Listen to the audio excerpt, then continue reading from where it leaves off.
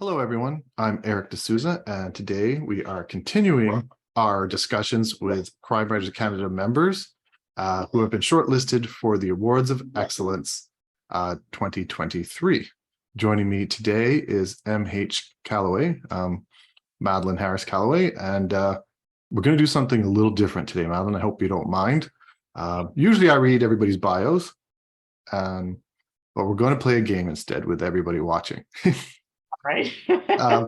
It's a classic game. It's essentially two truths and one lie. And people out there have to guess which of these three facts are a lie. So fact number one, she helped investigate a murder. The second one, she toured the 3,000-foot deep nickel mine. And last one, she met the Queen of England. Now, I'm going to have to admit to everybody, I sort of cheated a little bit because they're all true. Hard to believe, but another fact that I believe to be true, and I'm going to confirm with Lavika, but Madeleine is the first person to ever be nominated for two categories in Crime Writers of Canada in the same year. You were saying, Madeleine, it's possible Peter Robinson did it in the early days, but I'll dig that up to find out. But, well, the two that she's been nominated for are Abdur's Ghost in the Spirit of 13 anthology for Best Crime Novella, sponsored by Mystery Magazine, and Must Love Dogs or You're Gone for Best Crime Short Story, sponsored by Mystery Magazine. So congratulations. Thank you. Congratulations twice, even. Thank you. It's a bit overwhelming, actually, but hey, I'll take it, you know. Well, I did discover that you've been nominated and won a handful of awards, more than a handful, a couple of handfuls of awards. Just to name a few of them, you're a finalist for the Arthur Ellis Award for Best First Novel in 2015 for your novel Windigo Fire. Yes. Finalist for the Unhanged Author in 2012 for Gunning for Bear. Finalist for debut Dagger 2009 for Land of Sun and Fun. And just to show that you're not always just a finalist, you've also won The Lizard, which won the 2012 Bonnie Pete Prize, and Kill the Boss won a Golden Horseshoe, which, according to you, it used to be a Crime Writers of Canada award? I think it was a one-time thing. I think it was when, you know, when we were sort of trying to, or when I think the organization was trying to get, you know, people interested again. They ran this contest, and I entered it not thinking that I would even place, and I won it, which was totally awesome, really quite a turning point in my writing career. I think it's one of your first stories, right? It is. It is. After you met the Queen? After I met the Queen. Yeah, I worked when I worked at the Ministry of Health for many years, and that was also the basis of the story that won the Golden Horseshoe. Because I don't know if you ever watched that show. It's old now, but you know, the Yes Minister, and which was about this minister who's totally manipulated by the civil servants. And the authors said they didn't have to actually make up any jokes. They just documented their experiences working in the civil service. And that was funny enough. And that's what happened to me too. Except I guess you took it a step further with Kill the Boss. Yeah, I did. Thus the birth of a crime writer. Yes, exactly. Well, let's address novel writing first. Two of your novels, I think you've written three, if I read right, but only two of them saw the light of day.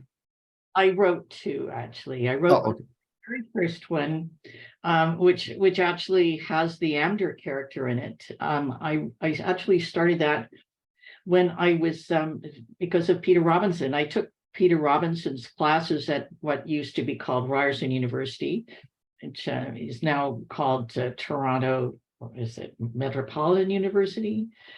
And I got started writing it then. It took me quite a while to finish it. You know, I have a degree in science, so I don't have a degree in creative writing at all. And, you know, I sort of slogged my way through, and Peter was very encouraging. and I actually did end up finishing it, and I did end up sending it in, and it almost got published. I won't name the publisher, but it was between my book and another, and they picked the other book. But Oh, it's just the life of the writer, right? But my book, my novel, which eventually saw the light of day, was actually the sequel to the first novel.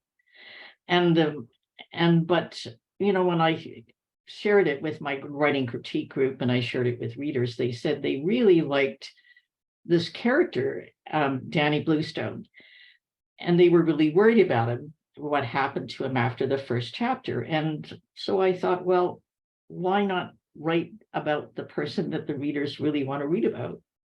And so I wrote a completely different book, and that book ended up becoming Windigo Fire. mm-hmm. It was originally called something, and had a different title, I think, Gunning for Bear, and it was a Land of Sun and Fun, which was with the debut Dagger. Now, I made a fatal mistake, which I would tell all emerging writers don't do what I did, which is I only wrote the first 3 chapters, and I never thought that I would ever place or anything like that. So I sent it in, and to my enormous surprise, it got on the short list. And I ended up going to England, and it was just absolutely a fabulous event, you got to meet like a lot of really amazing writers, quite leading UK writers and all that. But then I had to write the book. That was a little harder. So it took me about a year to finish it. And then I think that's when I sent it into the unpublished category of then the Arthur Ellis Awards. And I do really owe a lot of thanks to Louise Penny, who actually was one of the founders of this unpublished category, because she wanted to create something similar to the debut Dagger in the UK, and we didn't have anything like that in Canada. Oh, I'll have to thank Louise Penny too. She'll be in Vancouver tomorrow. So, well, the other question then becomes, that book, which had several name changes, is essentially 10 years old now. It was published in 2013, I think I saw, or 14 maybe. Either way, pretty close to 10 years. And you haven't touched, or you haven't tried to publish a novel since. You've been staying with short stories and novellas. Is there a reason why you prefer the shorter genre? I think it's because I personally find like writing a novel is such an overwhelming task. To me, it's like the difference between training for a 5K and training for a marathon. Like, it's a whole different beast. And I get a lot of ideas, and when I get an idea, it's really a lot easier to write a short story about it or a novella, and then it's out there in the world. But yes, I would definitely like to write another novel, and I have a few ideas, so that's probably what I'll be doing next. Oh, good to hear. Well, Abdur's Ghost, which you've been nominated for, he's revisiting a character which clearly you've written a few times, but I don't think you've written about Dr. Benjamin Abdur for about, I guess, 10 years from what I can see. So was there a reason why you wanted to revisit him from Abdur's Cat, I think you wrote? That's right. A good 10 years ago in the Mesdames of Mayhem's first anthology. That's right. He first appeared in 13. Yeah, I really like the character, and the readers really like the character. So I thought, and in my very first novel, which my learner novel, which now lives in my filing cabinet, I had an incident that I really wanted to revisit, and that is something that's actually a true story. Which, when I was at the Ministry of Health, there were these people who were trapped in their truck by a rabid coyote. And in my very first novel, I had this incident where Amder and a public health inspector were trapped in the truck by a rabid coyote. And so I thought, I really like that part. I really like it. And when I read that, at readings, people would really respond to that too. So I thought, well, how could I use that incident and turn it into something that's sort of supernatural? Because that, in the spirit of 13, is something that is, all the stories have an element of the supernatural in them. Mhm. And so that's why Amber came to life again. And I've always had a hankering to want to actually rewrite my original novel, knowing now with another 20 years of experience so that I could actually make it publishable. I mean, I give a lot of talks to people about how to get published, and I don't tell emerging writers that it's probably going to take you about 20 years to be good enough to be published. Because if they do that, nobody would do it, including me. But that's about what it takes. There's subtle differences. One can learn the basics, but there's subtle differences that only come from experience and a lot of rejections and a lot of rewriting. I think I'm halfway there then.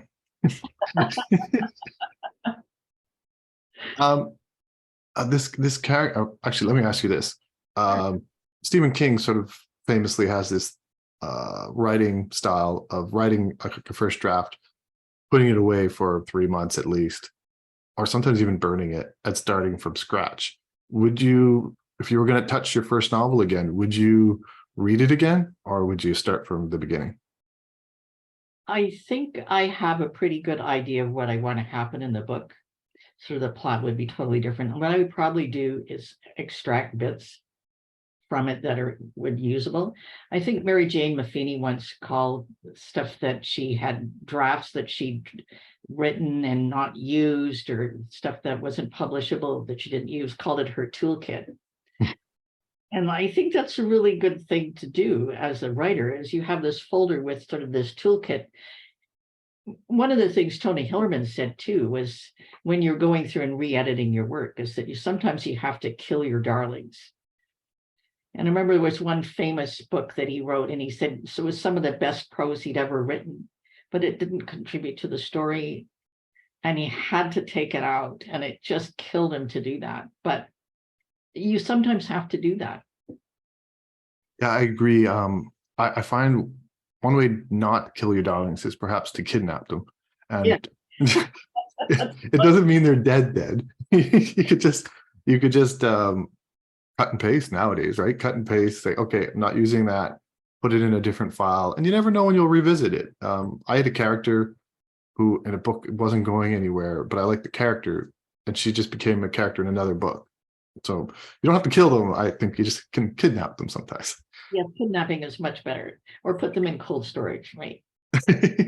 And you never know, you might visit them again in 20 years. Right. Something I think completely different for you is the Gone anthology that you submitted to. Different as in, for one, it's not Canadian, it's in the UK. It looks like quite a collection of short stories covering, according to them, every genre of crime from some of the world's finest authors not to be missed. There's authors from Spain, Japan, Germany, and you're representing Canada. Yes. So your story takes place around Niagara Falls in the winter. So, which is not a time most people visit Niagara Falls. So why did you pick that setting? Well, I wanted to make something that was really Canadian. And I don't know if you've been down to Niagara Falls, but when in the wintertime, but it does freeze over, and it is incredibly beautiful. So that was sort of the image I had in my mind. But again, why I wrote this story was because of it's a bizarre incident that happened to a friend of mine, and her dog ate her car key. And she looked everywhere, she couldn't find the car key, but when the dog got in her car, it started. So, anyway, so that sort of set me off the track. And then I just sort of combined the two things, the dog eating the car key and Niagara Falls. The story just kind of grew from there. It was really a pleasure to write. I don't usually write comedy, but this story just took out a life of its own, and it was just a joy to write. You called it a dark comedy, but from what I saw on your website, we've got like the Russian sounds like the mafia, or at least a Russian crime lord, and a protagonist in a bad situation, all because of her husband. Without saying too much, and obviously a dog named Flea in it, what can you tell us? Well, the story is my protagonist, Fiona, it's her ex-husband, and they have joint custody of their dog.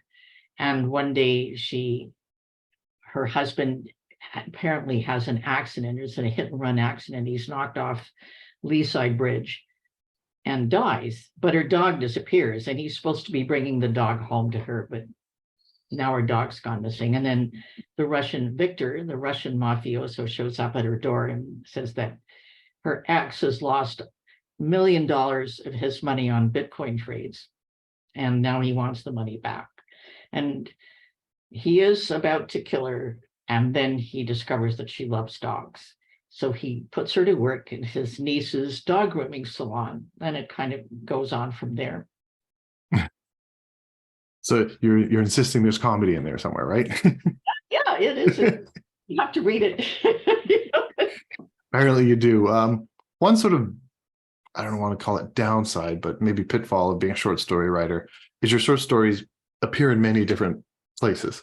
But I can see that you did us all a favor, and you put many of those stories together in Glowgrass and Other Tales.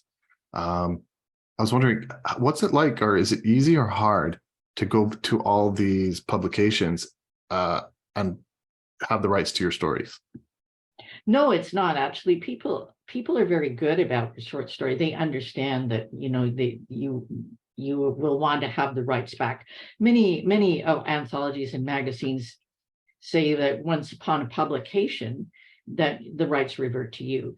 But one of the things you do sign away with your short story is that they have the right to reproduce your story if they want to. So if they wanted to do a collection of sort of the best of, if you're fortunate enough, then they can do that. And I think that's absolutely reasonable. Or if they want to produce a second edition of their book, and maybe Gone will want to do that, the Gone anthology might want to do that, and then they have the right to reproduce your story. So, yeah, I'm wondering, would they pay you a second time, or well, only the ones? not going to get rich, let's put it that way. I mean, I don't think there's a lot of money in publishing anyway, but it's certainly not with short stories. I remember once one of the most difficult audiences I ever had was a group of high school students.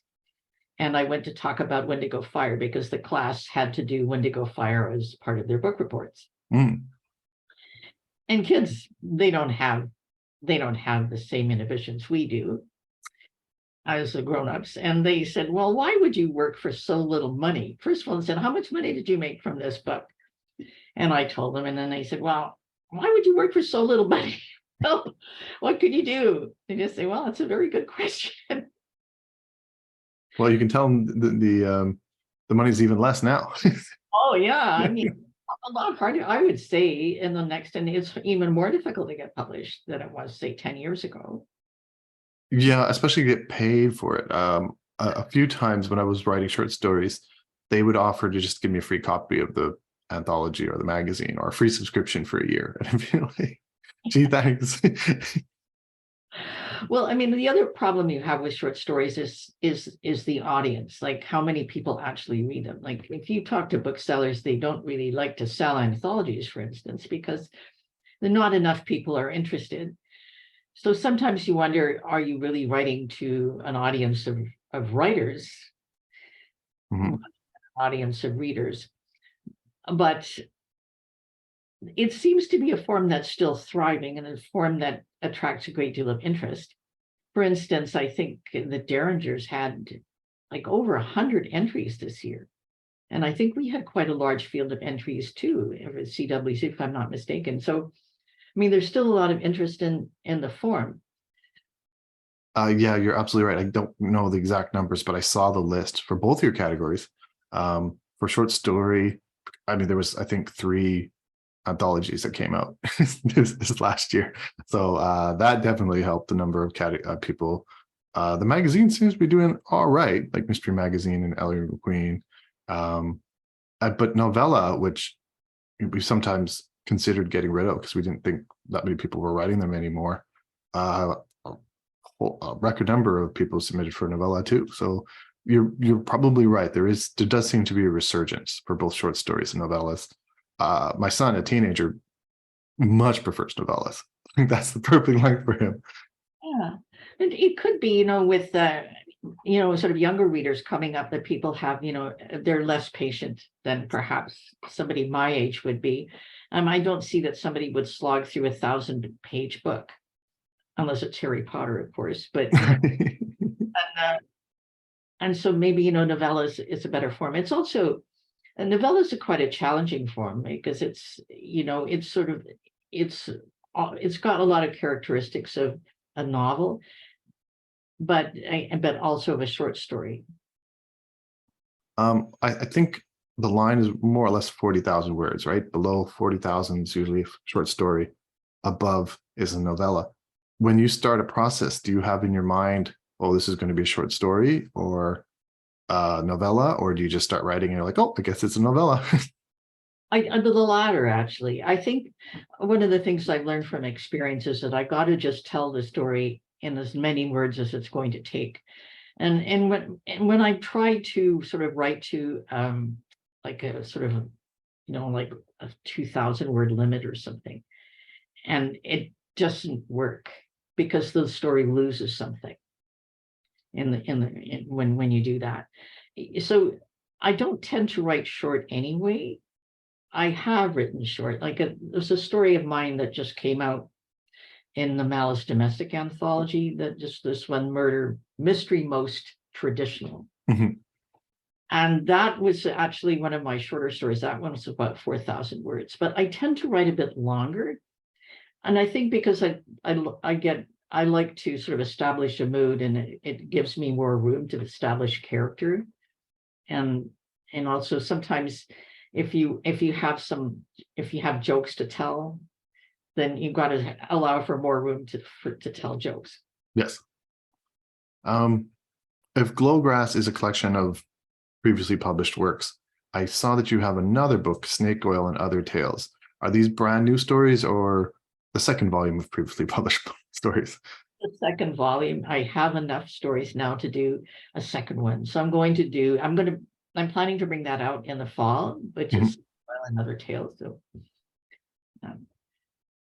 So we can wait for that. On your website, also can tell that you're a very busy person. There's quite a few pictures of you on a bike, and there's quite a lot of pictures of you giving speeches. Is there any upcoming events you'd like to talk about? Yeah, actually, I'm doing the Ride to Conquer Cancer. I do that. This will be my 16th Ride to Conquer Cancer. So I've done it every year since it started in 2008. And have a lot of friends who are affected by this really horrible illness. And it's a wonderful challenge. It's a wonderful physical challenge. And it actually gets me out. And you see a lot more things on a bike than you do when you're driving a car. Could you please remind me and perhaps my audience how far of a bike ride that is? It's a big one. Eh? It's 200 kilometers roughly, actually a little bit more. So it's around 95 the first day when you ride from Toronto to McMaster in Hamilton. And then it's around 120 really when you ride from McMaster to Niagara Falls. There's a small vocal minority of people that are like what they call mammals, middle-aged men in Lycra.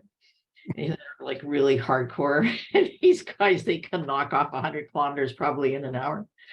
Not like an ordinary mortal like myself. Mm-hmm.